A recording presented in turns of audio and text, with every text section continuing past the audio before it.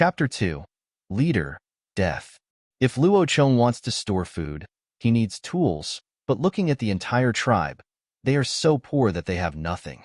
The adult tribesmen need to go outside to collect food, so tools, animal skins, and other resources are given priority. Even a 10-year-old boy like Luo Chong is still naked. At night, all the children had to huddle together in a large haystack to keep warm, covering their entire bodies with the grass. But they could not get too close to the fire pit, otherwise they might not wake up.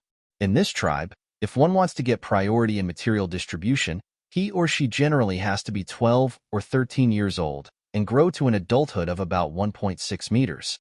The standard for this height is the elder's broken wooden cane. Now that he is still a minor and has no resources, Luo Chong can only think about how to get food in the simplest and most efficient way so that he won't have to gnaw on tree roots with them for the rest of his life. Just as Luo Chong was thinking, from the edge of the jungle in the distance, a bearded leader with a green feather crown, accompanied by two big men wrapped in animal skins, came towards the cave carrying a dead mountain cat with a bloody head and a broken head, grinning foolishly as they walked. It was a feline that looked like both a cat and a leopard, probably an early lynx. Luo Chong didn't recognize it either. It didn't look very big, probably about 10 pounds of meat. These silly old men are so easily satisfied that they can be happy for a long time just by killing a mountain cat. At the rate they collect food, we don't know how many people will starve to death this winter. The leader walked to the entrance of the cave and handed the dead cat to a woman who stayed in the cave. He asked her to skin the food, cut the meat and dry it, then turned around and stared at Luo Chong's ankle. The wound has been dried after high-temperature sterilization, and there is slight redness and swelling around it, which is a sign of inflammation. Seeing that Luo Chong looked fine, the leader smiled and handed a piece of grass in his hand to Luo Chong, asking him to chew the grass into pieces and apply it on the wound.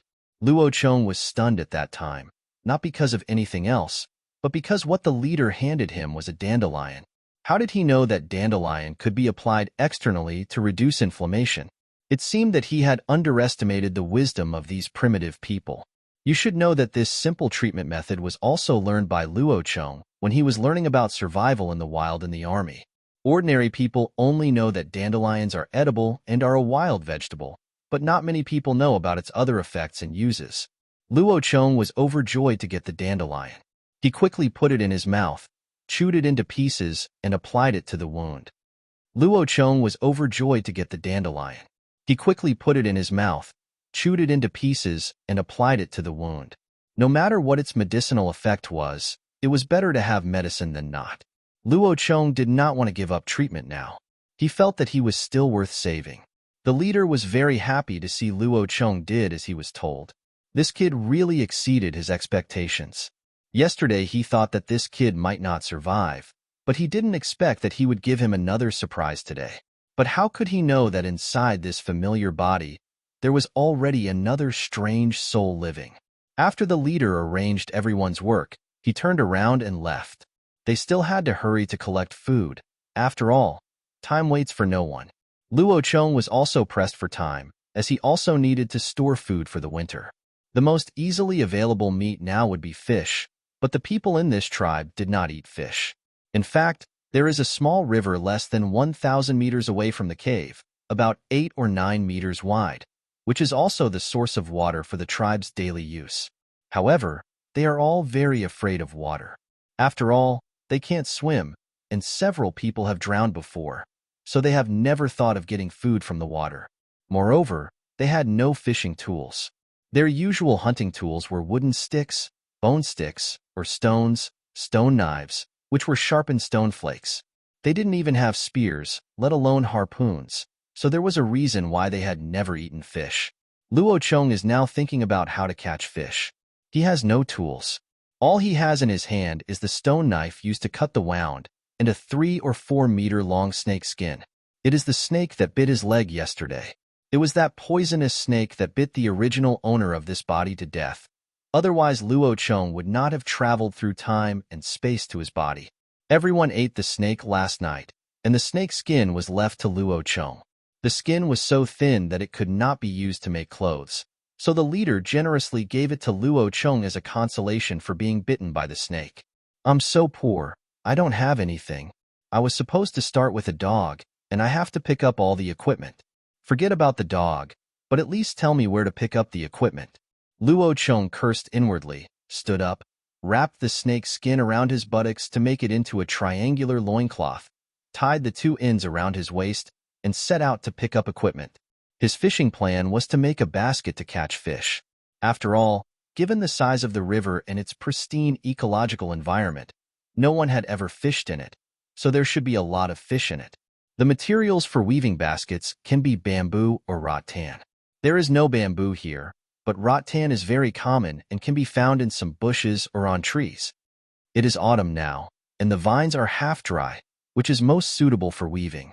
The fresh vines in summer are full of moisture and too soft, while the dry vines in winter are too brittle and break easily if bent. If you want to weave things, you have to use fire to bend them. Now is the right season. Luo Chong pulled a large bundle of vines from the bushes near the cave, returned to the cave entrance, and began his basket weaving career. Several friends gathered around him, looking at him curiously, mumbling incoherently. There were also several pregnant women watching over the cave, shouting at the children not to run too far, and looking at Luo Chong from time to time. They were also very curious about what Luo Chong made. Some older children were pulling weeds and then putting them on the open space at the entrance of the cave to dry. This would serve as their beds and quilts in the winter. This tribe has a language, but it is not very long and the vocabulary is very small. There are many things that cannot be expressed in words. They can only talk to each other with a combination of speech and gestures, and the listeners have to guess, which is very inconvenient. Luo Chong did not explain to them, and even if he did they would not understand. The vines kept changing in his hands. Several vines used as warps crossed together in the middle, and another vine was used as the weft to cross and pass through the warps in turn. The gaps were relatively large. After all, it was used to catch fish, so there was no point in weaving it so densely, as long as the fish could not escape. It was fine. At this moment, there was a loud scream and the sound of something running in the distance. The women thought it was a wild beast and hurriedly called out to the children to go back to the cave. All the children rushed into the cave. The women also pulled Luo Chong into the cave. Both adults and children curiously stretched their heads to look outside. Following the direction from which the shouting came, we saw at the edge of the jungle west of the cave, the bearded leader and two adult men, each holding a huge bird egg as big as a basketball, running and screaming. Quack! Accompanied by several shrill screams, a terror bird more than 3 meters tall jumped out of the woods and ran wildly after the leader. Fuck, you're really asking for trouble. You even dare to steal the eggs of the moa. You value the eggs more than your life. Why don't you throw away the eggs? Luo Chong shouted in surprise, but unfortunately no one understood him. The leader did not give up the bird egg in his hand, and the moa did not give up the leader. Just now in the jungle, the two sides could still keep some distance between them, but now that they were out of the jungle and on the open grassland, how could a human outrun the moa? The huge bird's beak, more than 1/2 meter long, pecked down suddenly, and the leader's head was split open like a rotten watermelon. The headless corpse rushed forward a few meters due to inertia, and then fell to the ground. The bird eggs in its arms were smashed, and the egg liquid mixed with blood and brain matter, red, white, and yellow, spilled all over the ground.